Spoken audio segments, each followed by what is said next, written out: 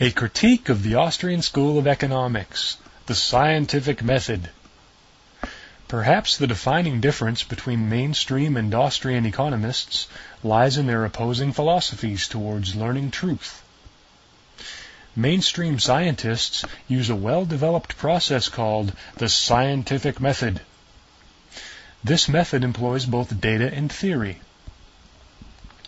Data includes facts, evidence, and statistics. Theory is the attempt to describe general laws, principles, and causes and effects found in the data. Both form a cycle, as data goes into the formulation of theory, whose conclusions then engender more data collection in an attempt to confirm, refute, or develop yet more theories.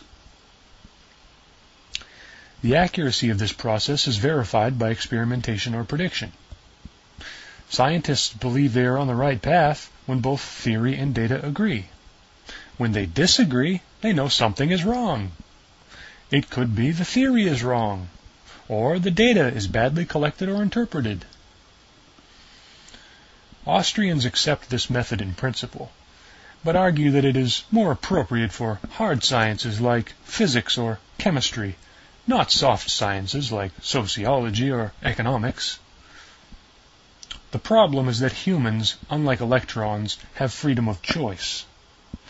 They are therefore vastly more unpredictable, even if placed in the same situation twice. Within economics, Austrians favor a method called a prioriism. A priori knowledge is logic or knowledge that exists in a person's mind prior to and independent of outer world experience. For example, the statement 2 + 2 = 4 is true whether or not a person goes out into his garden and verifies this by counting 2 pairs of tomatoes. What this means is that Austrians reject the attempt to learn economic laws through experiment or real-world observation. The only true economic laws are those based on first principles, namely logic. As Hayek wrote, economic theories can, quote, never be verified or falsified by reference to facts. All that we can and must verify is the presence of our assumptions in the particular case, close quote. So the mainstream approach is inductive, and the Austrian approach is deductive. The first draws generalizations from the data. The second applies preconceived generalizations to the data. A completely deductive approach is pre-scientific, however, which is why Austrians cannot legitimately claim to use a scientific method. Deduction does occur in science, but the generalizations are primarily based on other data, not a priori assumptions.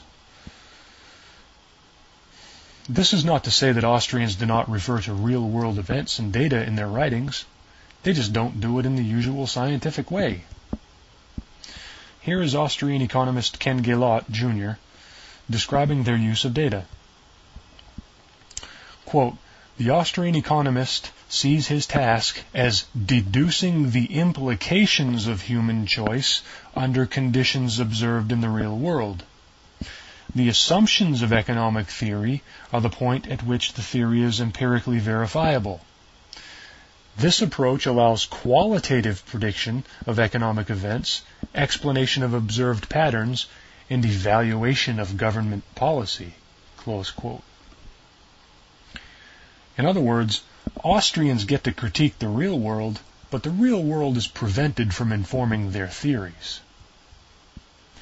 Even their predictions are qualitative, not quantitative, meaning they are free to call the government bad without being held down to the statistics that would verify this claim.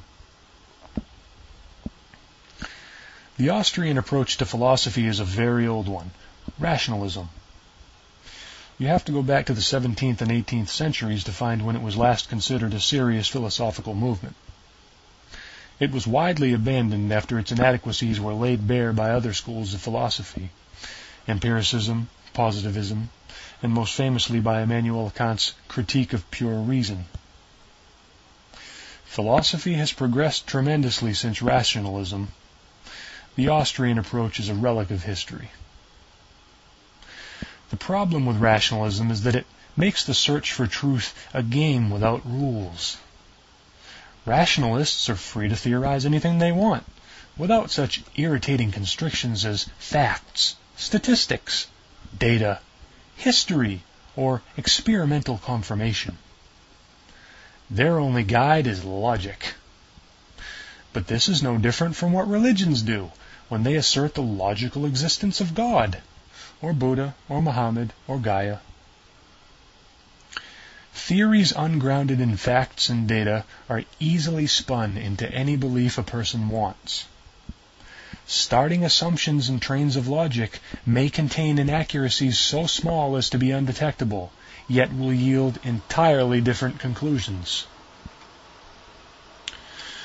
In fact, if we accepted all the tenets of the Austrian school, we would have a second reason why it fails to qualify as science. To be a science, a school must produce theories that are falsifiable, that is, verifiable. If a theory's correctness or falseness cannot be verified, then it is not science. Perhaps it's religion, or metaphysics, or an unsupported claim. Austrian economists make claims about the market, such as markets know better than governments, but then deny us the tools for verifying those claims, such as statistics. One might ask, how do they know? Austrians claim to know these things by logic. But although their literature frequently evokes a priori knowledge, this term appears to be misused. Humans are not born knowing that 2 plus 2 equals 4. It is something they must learn from their environment, namely school. Forging this learned knowledge into axioms comes later, and then through a process of trial and error. So in this sense, a priori knowledge doesn't even exist, unless one refers to a very basic level of knowledge capability, such as the physical construction of the human brain or animal instincts. Austrians may be using the term a priori to mean logical proofs or axioms, such as if A equals B and B equals C, then A equals C. But if Austrians were creating economic axioms that were true by logical force, then the Austrian school would become world famous overnight, whether mainstream economists liked it or not. In truth, Austrian journals are not filled with these kinds of axioms. Their arguments are really no more than theories that are guided or tested by logical proofs. Again, that's no different from what religions do.